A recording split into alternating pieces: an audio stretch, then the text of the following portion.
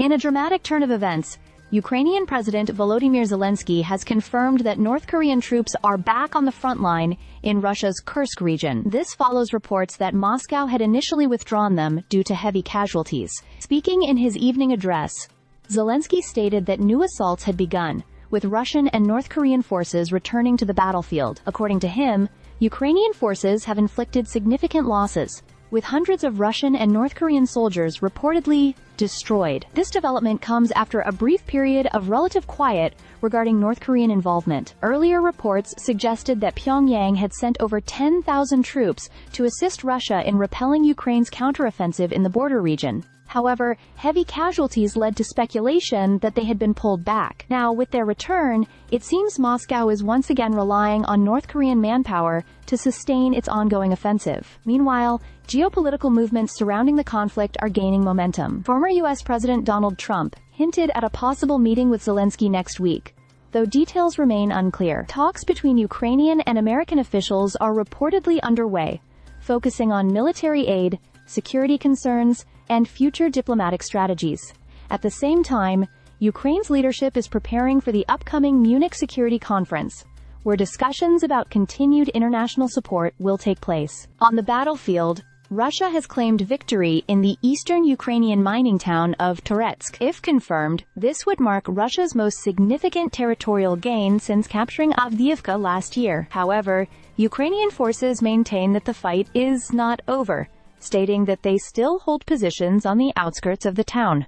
Military analysts suggest that controlling Toretsk could provide Moscow with a strategic advantage, allowing it to disrupt Ukrainian supply routes and push deeper into Donetsk.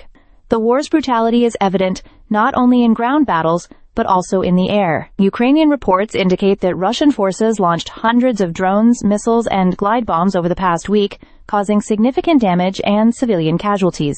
One particularly devastating missile strike hit an apartment building in Poltava, killing 14 people and injuring 22 others. Zelensky condemned the attack, emphasizing the need for stronger defensive measures and international security guarantees. Despite facing heavy losses, Russian forces continue their advance, employing new tactics to encircle key Ukrainian positions. At the same time, Ukraine is responding with strategic strikes of its own, targeting Russian military infrastructure, oil refineries, and command centers. In one such operation, Ukrainian forces successfully hit a central command post in Kursk, reportedly eliminating several Russian and North Korean officers. Amid these developments, European leaders are set to meet in Paris next week to discuss the ongoing war and reaffirm their commitment to supporting Ukraine. Ministers from France, Germany, Poland, the UK, Spain, and Italy will gather to discuss diplomatic, financial, and military assistance. Meanwhile,